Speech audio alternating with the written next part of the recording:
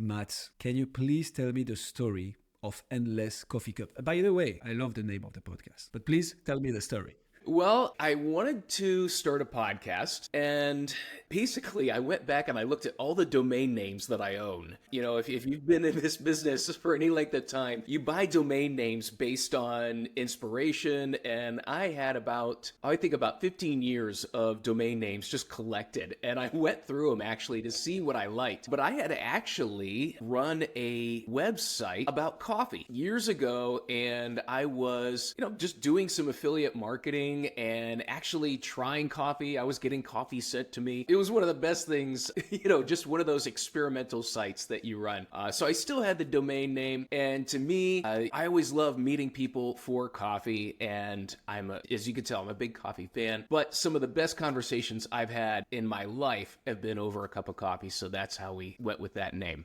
Wow. I love the name. So wait, how many domains did you have when you checked on that? I think I have over 100, but that's relatively small compared to some other people I know. Yeah, no, 100%. I mean, obviously you're in the marketing and the internet space, right? So there will be lots of, but 100 is a pretty decent number. That's pretty solid. But yeah, so love it. Endless Coffee Cup. And I guess just to follow up on what you just explained, it's because it's a podcast about having great conversations. And that's what you were remembering as, okay, the coffees I'm taking as generally coming with great conversation. Cool. So tell us about this podcast. What do you discuss there? What's the topic? Why did you start it? The whole shebang. I started it because I have a lot of training content in different companies, in different places all around the world. And so people would contact me saying, I took your class with this company. Most of the time, I don't even know what company has my training content. So they would contact me, we would connect on LinkedIn, and I would try and get them into, sign up for my newsletter. But I felt like there just needed to be something more, something to follow up on it, because people were contacting me because they enjoyed the course. They were obviously interested in learning and professional development and getting more. And so that's when I felt like, a podcast would be a great way to bring people from all these different areas and stay in touch and continue that professional development. And so that was the idea of starting the podcast, was to bring in people from all these different areas wherever they found me. So now whenever I create a course for another company or on LinkedIn or anything like that, I'm always telling people, go subscribe to the podcast, because that's how we're going to keep up to date on all of this changing industry. So that was the way we started. And so the target audience really created itself. It is people who are just out of university or in university. They're learning digital marketing, but they know that there is so much more beyond what they're learning in the classroom. And so, or even now they're a year or two into their role and they're learning that there's more than they learned in the classroom. So that's probably the biggest group that are taking online courses, and they are searching for information. They're looking to back up what they're doing and to reinforce or learn new things. The second group, what I would describe as probably your second career people. They're a little older. They have a career, but either they're transitioning into digital marketing or they've been put into a role where now they have to manage the digital marketing department. So these are typically older people. They've been in the workforce for a couple of decades, but they know they need to sharpen their skills in digital. And so those are the two primary groups of people that both take courses with me, but also are listening to the podcast.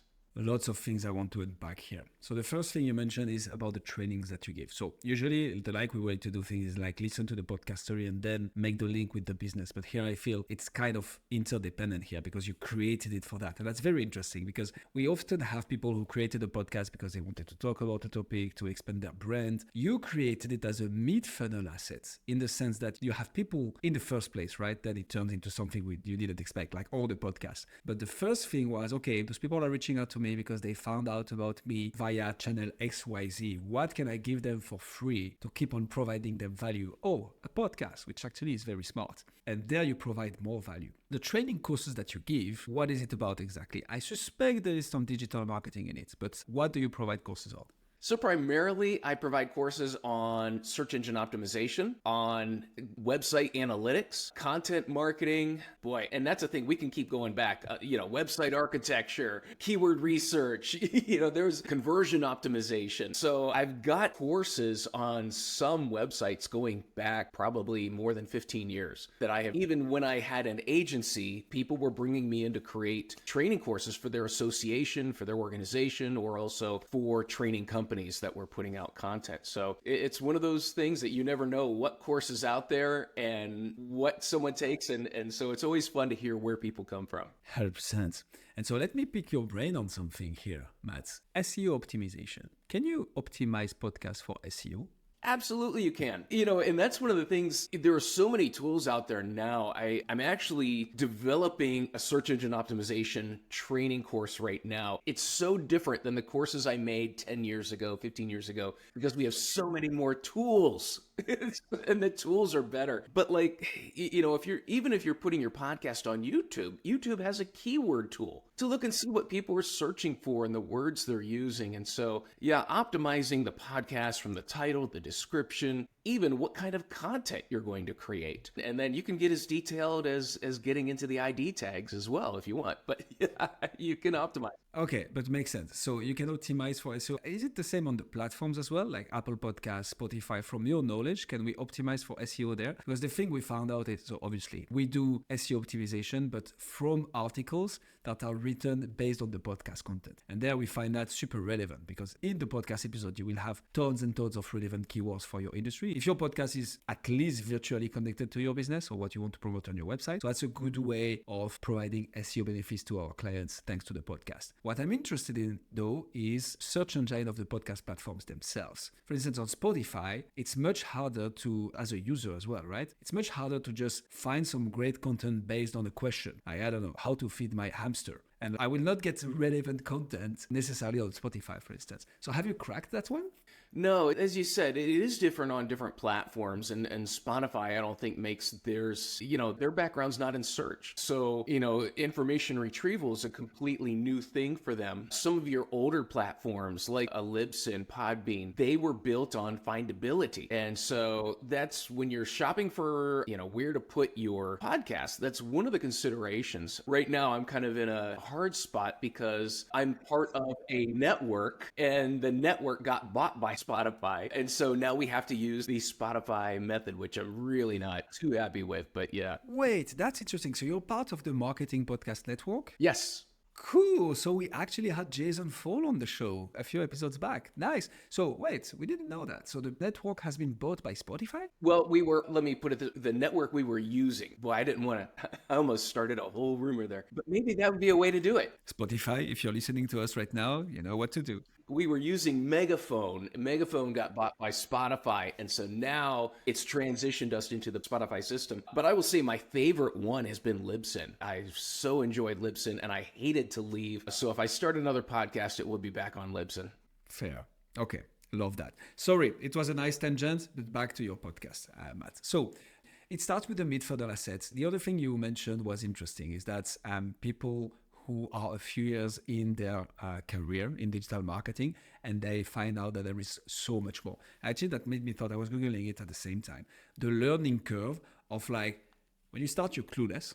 You go a bit down the rabbit hole. You're naively confident because you're in the space for 1 or 2 years and you're like, okay, I know my thing now. I know my shit. And then a few years later, you're like, oh wait, there is so much more. And the way it's written on this curve is discouragingly realistic. Because I'm never gonna wrap everything around my head right now. And that's where the podcast is. That's the first group that you mentioned, right? The people who are a few years in their career are like, wait, there is so much more than what we learned on the bench of the school. And I get to listen to the podcast. The other group, and that was interesting, are people who are much more advanced in their career. So let me dig a bit into that. Who do you interview typically and what concept do you explain? Because the other thing, just to finalize this question, is your topic could be very YouTube friendly, for instance, where you have a screen, where you have a video, where you can show stuff. like SEO optimization, websites optimization, how to structure properly an article and so on. How do you do that with a podcast? With the podcast, I'll do that with the show page, where we can take, and that's again, where the tools are so good now compared to what they used to be. You can get a transcript and put that on the page. You can also mark up the transcript. You can also, use AI, create a fully formatted blog post. So those are ways and that's why I advocate if you do have a podcast, have a different page for every show. Because on that page, you're optimizing for that term. And also you're optimizing for the guest that you have on that show as well. And this is one of the things I talk about in SEO that, and link building is a very controversial topic. And I come down very strict on link building about if you're buying links, you're playing a dangerous game. However, if you're guesting on podcasts, which is really easy to do, you're getting really good links, solid links to your site. And the thing is, that's marketing. You're marketing yourself as an expert. You're getting people to talk to you and they're giving you links. And so there is I think in this modern day of SEO, people forget marketing. It's marketing is what's going to build your links, is what's going to build your authority, your expertise. You can't technically build it. You can't build it just with writing. It's marketing that takes it to that next level. 100%. Link building. I wasn't thinking of going there, but now you got me. So guesting is an excellent way to build qualitative links. I join you on if you're buying links, you're playing a dangerous game. The reason for that is you're going to buy links from a service provider who probably have, a proper domain authority checker, and probably that has its sources, that has its partners, and that will get you articles or links on other websites. The problem with those websites is that they are partners with the service providers who propose links. So they do that at scale with a lot of other websites. Eventually they get caught as well, because sending that much links in an unreasonable amount makes you get flagged by Google. And then Google knocks to your door and say, hey, what is happening? And so they shut down those links. So this strategy worked for 6 months, but then you paid for it. The website, wanting to get their domain authority back up, just deleted those links and you're left with nothing, and you paid for it. Guesting on the podcast is an excellent way to do that, because eventually, even if it's a very prolific podcast, there won't be more than 2-3 episodes a week. So that's 12 links a month if they link to all the guests, which is a reasonable amount, but it's not like the thousands certain websites would have. The other way, if I may add to that, Matt, is having a podcast. We have actually 6 podcasts under management for which the sole objective is to get links. That needs to come with content value. But they get guests who commit on posting links on their website towards the website of the podcast. And that gets the website ranking so high. Because here, same thing. Every month you get 4 to 8 qualitative backlinks that nobody else gets, because those are people who wouldn't do typically linking to other websites. But here you give them a good reason to, hey, check out my interview on that podcast with those people. Great time. We talked about this. Boom, 4 to 8 links a month, qualitative, just thanks to podcasting. So I really like that you got me here, Matt. Makes a lot of sense. Cool. So what's your business, Matt? What do you do exactly? So the background of my business is Site Logic, and we started out as a marketing firm, digital marketing firm. So it was digital analytics, it was SEO, paid search, conversion optimization, and for about 10 years, ran it as an agency and absolutely loved it, had just an amazing time, amazing clients, amazing employees. But it got to the point where my training business was now competing with my agency business, and I couldn't do both because I was being invited to go speak, go train, and things like that. And so it became very difficult, and I had to make a choice. So now, almost 10 years ago, I converted the business, sold off all the client services part, and kept the training side. And so now it's just been training. And traditionally, that's been in person or developing training courses for in-house training. So I'll go to that, one example is I went to Microsoft, went to their studios, recorded there, and all of those training courses are in their learning system available to Microsoft employees. And so doing that for associations, doing a lot of in-house. Of course, with everyone, COVID changed everything. So we went all to online. But one of the things I've always wanted to do is create my own coached course, because I think digital marketing is one of those areas where learning it out of a book is very, very difficult. because you have to see it in practice. And I think our industry could benefit more from apprenticeship style learning rather than university style, or as most people do, they sit in front of videos for hours at a time. And so what I have been developing and am developing are an apprenticeship style of learning where you'll watch a little bit of video, but you do an assignment. You turn that assignment in to me, but it's not just the research or the assignment. I'm going to ask you to present it in a way that mirrors a real world presentation, whether it's to a client, a team, a stakeholder, a CEO. So not only do you get an assignment, you get a context through which here's how you're going to do the assignment and here's how you're going to present it. And so I work with them on not only how to understand the business, but also the politics of the business when you're in the agency, when you're working with clients. And that way, I feel I'm contributing to the industry and growing that next generation of leaders. So I like that approach a lot. I mean, it's not just marketing anymore then, right? It's like almost career training and how to stand up for yourself, how to play the politics of the game, because that's what it is. Yeah, there was a recent study of digital marketers, and it found that 20% of their time is spent presenting their strategy, their results, their recommendations. And so when 1/5 of your time is spent presenting, there's some serious skills that need to be there that aren't taught along the way. Love that. That's 1 day per week, basically, where you just plain blank present. Yeah. Okay. So you name dropped quite some big time stuff here. So you do that with Microsoft. How do you get them to present, and how do you get to coach them properly in a digital era? How does that work? As far as what did I teach them, or how did we work together? Yeah, and the how, right? Because you're like, so you accompany them, you actually get them to get in their A game when it comes to presenting, and it's still virtual, right? Or do you still do that in person? For many years, it was in person. Once we hit COVID, then it became virtual. But yeah, we're getting back into in person now. So that's exciting. Yes, hallelujah. So how do you link the podcast with your clients? How do you link the podcast and your business right now, Matt? So I link it into part of the training that as you're going through these courses, here are resources. And so I will interview specialists in different areas. For example, paid search. I've got 2 programs lined up with people that have been doing paid search for more than 15 years. And so I know their background, I know their credibility, and we're going to get what's been changing, how are they changing, what's their view of it. And that's, I don't just want an information dump about how to do paid search. The guests that I bring on are, I hand pick them. I don't take everyone who sends me a pitch because they're pitching the wrong thing. What I'm looking for are people who are going to help you think through the process and give you very foundational things to start from. But I want to teach people the how, the why, understanding what's going on to that, but also listen to their experience. They're going to tell you where to watch out. They're going to give you a great deal of learned experience that you can bring. But also they're going to have a bit of contrarianism. They're going to go against the grain in some way, and that is such an important part of the interview. 100%. And so would you say that you learn from your guests themselves?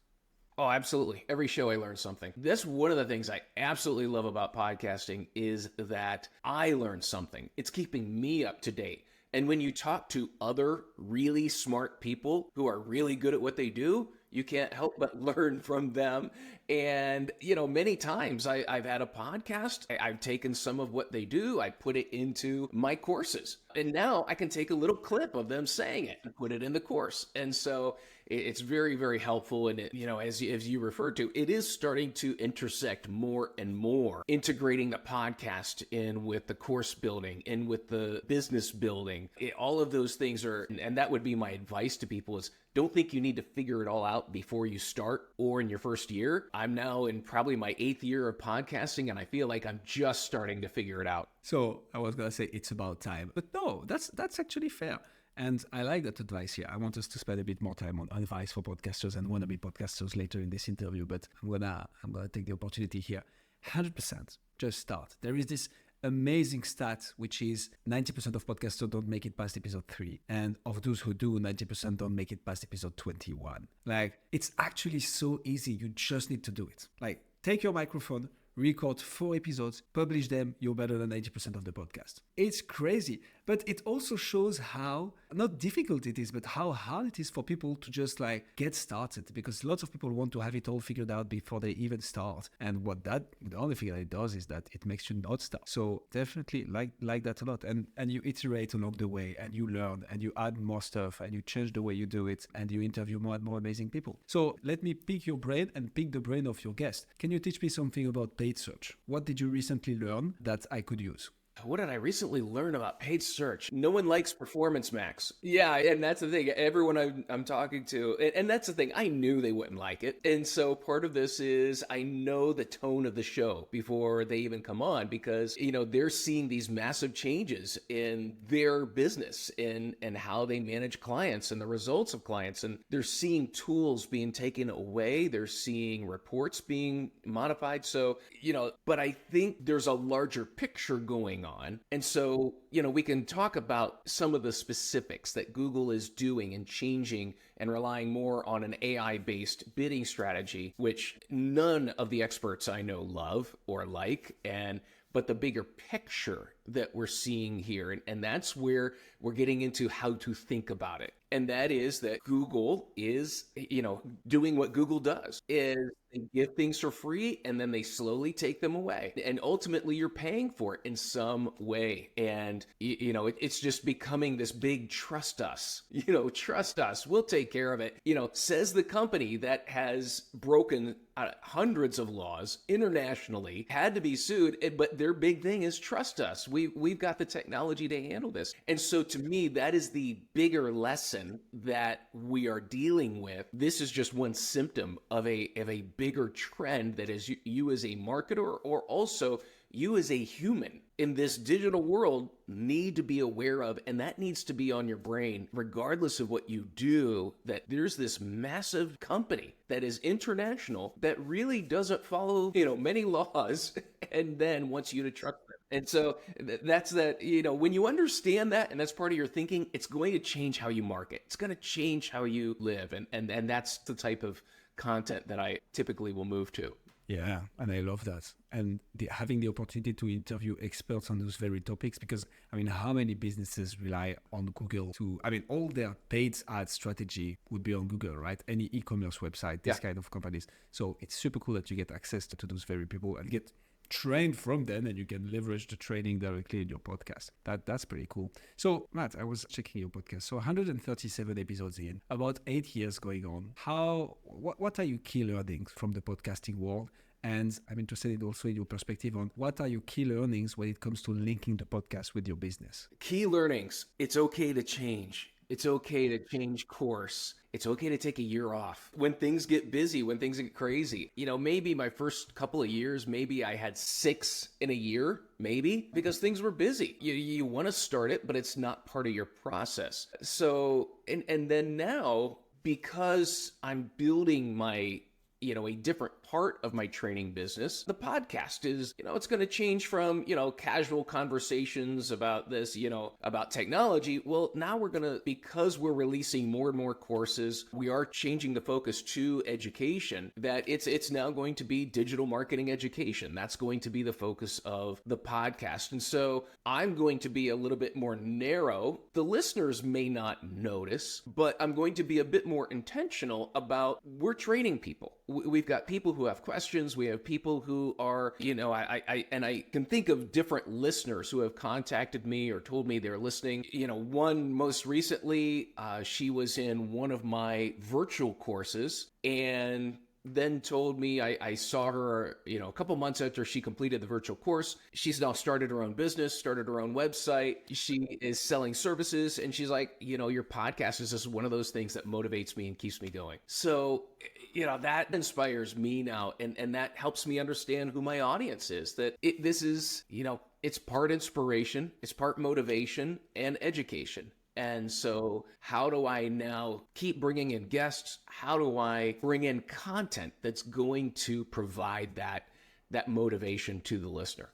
It's quite a heavy pressure. The first thing I'm thinking is like, okay, you start humbly with a podcast that is meant to help people finding out about your content via training courses in their internal company. You're like, hey, here is more free, valuable stuff. And now you have okay, my podcast can actually inspire people to start their business and achieve success thanks to good marketing strategy. Is that not too much pressure? Sounds like a silly question when I phrase it like this, but what's your view on it? Yeah, I understand what you're asking. And part of that, absolutely, I will say when I'm doing it, when I have guests on, I absolutely enjoy it. I love talking to them. I love, just seeing where the conversation goes because you can't plan it. And there are certain guests I just, absolutely love having on.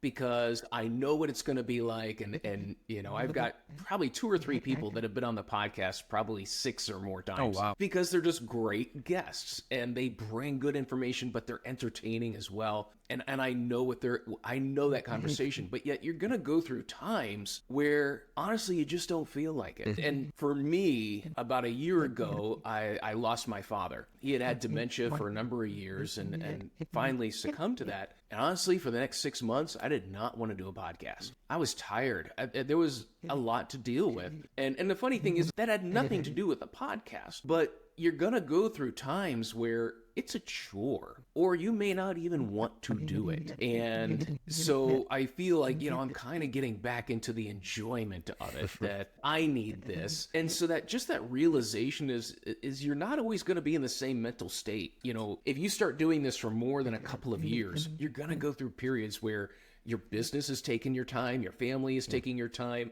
other factors are coming in, and you need to understand that's just normal. It's just normal to go through some of those things. And so, yeah, I would say some of that pressure is there, but I think more there's just an internal, you got to keep yourself going. Is really, I think, the biggest motivation there is 100%. Needed. I'd like to offer a bit of a take on that. So that's touching, obviously, Matt. The first thing I'm thinking when you're saying that is one of the things we advocate for when it comes to podcasting is consistency, especially for the people who start in the podcast world, right? You cannot expect thousands, let alone hundreds, maybe a few dozens of downloads per episode when you start. Like when nobody knows you, unless it's marketed properly and you do a launch and so on. If you just start a podcast, at the beginning, it will take time. And as you say, it takes a few months, a few years to like change it, iterate on it, growing, nurturing it, and so on and so forth. One of the key to unlock success faster, doesn't mean fast, but faster, is to be consistent about it. Like when you say, okay, my objective for year 2024 is to get 24 podcast episodes out, 1 every 2 weeks. My math might be wrong a bit. 26 episodes out, 1 every 2 weeks, 2 per month. But then you need to put in the work to get those 2 episodes per month out. And the reason that's important is because you create a habit in listeners. If I know that Guillaume from B2B Podcast Stories releases a new episode every Tuesday at 8 a.m., I'm much more likely to tune back in every Tuesday at 8 a.m. than if it's sometimes on Tuesday, sometimes on Wednesday, sometimes we skip a week and so on and so forth. So that's why we think consistency is important. Now, with that being said, you need to do it with your soul. You need to be passionate about it. And I think you touched upon something very, very important here. It's like, yeah, it's okay not to feel like doing it and not doing it because of it. Because actually what people come back for is probably the host, the way he or she asks questions, right? The way he or she interacts with the guest and the value they get out of this episode that is enabled by the host. And people feel it.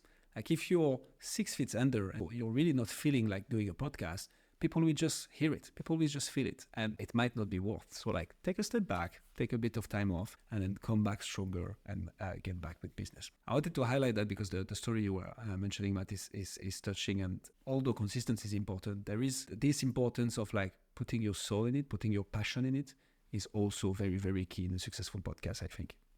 Yeah, it's when I work with people on starting podcasts and I'm creating a course for another company right now on podcast. And that's one of the thing is, okay, who's your first 10 guests? Let's start with that. And because that's going to help you determine your direction. It's going to help you determine the credibility of your show and also the personality of it.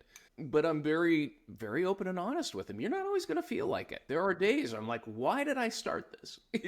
But then there are other days when I get done recording, I'm like, that was amazing. I just felt like it's energizing when you can spend, an hour and a half with a good friend talking about stuff you like, and it's energizing, and it really helps. So, consistency is good, but you know what? Your brain won't always be consistent. So just playing on it. 100%. No, and the hack you just mentioned is good. Like when you start out, that's exactly the advice we give actually. We say 5 guests, like record 5 episodes before publishing the first. Like this, no matter the schedule, you'll have a few episodes in the bank and you have like 1 month horizon where you can not record and still get episodes out. But I think that's an advice that is applicable for any stage of the life of a podcast, which is make sure to have 2-3 months of episodes recorded already.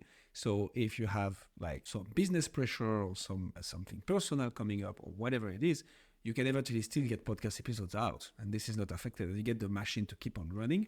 And it's like, it takes a bit of an additional effort, that's for sure, but then it's worthwhile. And another thing that you touched upon that I want to follow up on is it could be interesting to have 2 hosts, for instance. At the very moment we are recording right now, Hussam, my co-host, is on honeymoon. So obviously he's prioritizing personal life, and that's okay. And because we're 2, we're able to keep on getting guests on, having amazing conversations and interview with you, Matt, and the podcast keep running. So if you are 2 in your business, if you are 2 in the marketing department that is thinking about starting a podcast, just being 2 hosts can be very beneficial because you can then take turns and not have the pressure on everybody at the same time. 100%. That was my initial desire in starting the podcast. Is a friend of mine, we had gone to university together. We both owned agencies. I was more digital. She was more traditional. But again, just an incredibly smart person that would bring a different view. But she's busy. So, it started out. Yeah, the first couple of years, we had to work around her schedule, and part of what got me podcasting was, one of my favorite podcasts had 2 hosts, and I loved the way that they worked together and talked together with or without guests. They were just really good, and I think a good podcast, I think what defines a good podcast is any podcast where you feel like you're there in the room with them and you could contribute to the podcast at any point, where you feel like, I wish I could jump in here. That's a good podcast. So yeah, I do miss having the partner, but now I think for the past 6 years, it's just been me. So it's, you just adapt. Well, and it seems to be working out pretty well. So that's all good. But so Matt, you cannot leave us like this. What's your favorite podcast then? What made you want to start it big too? You know what? They stopped their podcast about 5 years ago. I know, but it was 2 professors from a university. One was a history and theology professor. The other one was I think psychology, and just, those are things I like: culture, history, little bit of background and psychology. Things that were just really, really interesting to listen to. And so that just inspired me because I just felt like just their banter was fun to listen to. Wait, is it The Rest is History, the podcast? No, it was one called Virtue in the Wasteland. Yeah, it was a lot of Star Wars references as well. Oh, you cannot not like it then. What's your, beyond the availability of your first initially potential co-host, Matt? What has been your biggest challenge when it comes to podcasting? Audio. Okay, sorry. What's your second biggest challenge that is different than all the other podcasters? Because everybody says the same thing. Video. Indeed, makes sense. I'm still working on audio. There are always things that, one nice thing is my brother went to school for audio engineering. Cool. And so I can lean on him a little bit. But there are times where he's like, I don't know what you did, and I'm like, it's the same setup. I haven't changed anything. How is it, why does it do that? And so now I feel like we've kind of got a system but every once in a while, now it's video. Yeah. Trying to, I've got a camera, but I'm trying to get the right settings on it. And It's a headache. I resisted going video for the longest time because I was like, now it's no longer a podcast. Now I have to consider, it adds to your workload. It adds to everything. And so video is a whole different animal. Yeah. And yesterday I signed a contract. I'm having someone come in to help me set up a professional video studio because I can't figure this out on my own. So that's what we got to do. So, that's very fair. And actually, one of the biggest headaches. So right now, I'm in a different living room than when we set up a studio. But when we set up our first studio with Hussam, actually going down the rabbit hole, it is so complex. Like, you need to think about lighting. You need to think about sound reverberation. You need to think about, but wait, what if the sun goes down at the same time as you're recording? It's not the same lighting at the beginning than at the end. How do you get the camera at the right angle? What's the right way to... It takes a professional team to set it up, and that's okay. 100%. Yep. But so, yeah, it makes sense. And to follow up on what you said, Matt, I think it's good that you go with video. And if anything, some video is better than no video.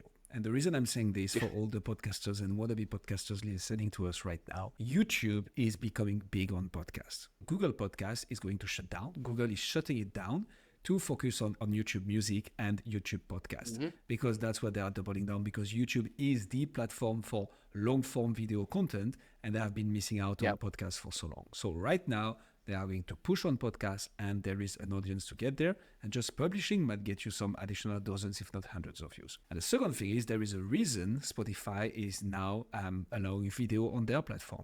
They are also aware of how successful video is at retaining attention. And just with a bit of setup, you don't need a whole professional Joe Rogan type of thing, but just a bit of good setup with video, your podcast can get much more views, but also retain attention, and you distribute more value, and you get more people to listen to you, and so on and so forth. So, right, cool. But definitely, probably one of the biggest challenges we hear from everybody. Yeah. It's that's the thing. Your number one obstacle is going to be getting the audio right. And then once you do video, it's going to be getting the video right. It's just, and it never ends. My wife, she's like, another cable is in the mail, it's because you're going to want to change and improve. I started out, I'm using the Yeti mic right now for this, but, I've probably got 4 microphones in the podcast room. 3 are not being used. 1 is my latest. And so you're going to keep improving your equipment, which means it's going to change everything. And so it's a constant, I don't want to say it's a battle, but expect it. 100%. I was a bit afraid, Matt, that you would say at some point, I have as many podcast microphones that I have domains, but we didn't go that far. It's not in the hundreds yet, but totally fair. So what would be your number one advice for podcasters? Once they've taken care of audio and video, what's your number one advice for podcasters? And may I dare to say B2B podcasters? Find a podcast. This gets to that motivation. Why are you getting into podcasting? Who do you listen to? Who is your inspiration? What kind of podcast do you like? So initially, I told you, I listened to 2 professors. I love the way they handled things and talked to each other, the banter. And that's what made me want to get into it. What makes me stay in, so I have to figure out, what kind of podcaster do I want to be? And typically, you're going to create a type of podcast based on what you like to listen to. And so the podcast that you listen to, make a list. Why do you like them? What is it? What is it about the host that you like? What is it about the guests that you like? Is it production? Start analyzing why you like certain podcasts and why other podcasts you start to listen, and within 10 minutes, you're like, no, not for me. What was it? What turned you off? And that's going to help you, because it's just like websites. You can follow all the rules and not go anywhere. You have to do your own thing. Podcasts are the same thing. What is it that you love about your favorite podcast? Because that's going to influence how you create yours. And so the more you articulate that, the more you'll be able to define, here's how I'm going to do it. And building that structure first, that's going to help you. That's going to keep you motivated. It's going to keep you inspired, because you can always go back to the ones you like and reinforce, here's why I'm doing it this way. Otherwise, you're going to second guess everything. You're going to second guess how you host. You're going to second guess how you talk to your guests. You're going to second guess your intro music, which I do. You're going to second guess, all these. So know why you're doing it. Wow, there are lots of golden nuggets into that. And it comes down a bit to what we mentioned earlier about passion, right? I love the thing of that you said about, hey, who are you listening to and what do you enjoy listening? Hey, if you would probably not like to listen to yourself for 10 minutes, well, a lot of people don't actually, but in the sense of the content that is proposed, the intonation, the voice, the way you ask the questions, the way you interact with the guests, well, probably you should think about changing a bit the way you approach it. So absolutely love that. Matt, that was amazing. Anything you'd like to add to the different topics we touched upon that we didn't have a chance to talk about? I don't know. This was pretty expansive. The other thing would be just, find a group of others who are podcasting. This is an area where you can learn from other people, learn what they're doing. One of the other podcasters in our network helped me set up, some of my recording. He had a similar setup, and so we were able to share some knowledge back and forth. But find other podcasters, work with them, be guests on each other's show. It's just going to help you as you learn from other people. And so don't think you have to do this alone. Absolutely not. I like that. Do you want to touch upon the Marketing Podcast Network quickly? We had the founder of it on the show, Jason Ford. It's a previous episode if you want to listen to it. But what's your take on it, Matt? As a participant, what did you think about it? Why did you decide to join it? And on this importance of getting with people who do the same stuff as you. That's pretty good advice. So Jason and I were in another network, and they probably had a few hundred podcasters in it. But how they were monetizing is just the typical inserted ads. And Jason asked me once, he says, "Have you seen any money from this?" And I said, "No, I haven't seen any money from it." And so he asked me, he said, if we started a network, would you leave and join? I'm like, absolutely, Jason. If you're going to do that, I know you. So yeah, I'm in. And then I think within about a month or two, he had started it. We jumped in. And here's the advantage of it. And here's what I absolutely love about it is, yeah, it's a bunch of marketers, but no one does what I do. Everyone's got their own facet. Everyone's got their own unique twist on what they do. Even the agencies don't really compete. They're doing different things. I love that about our industry. But here's the cool thing.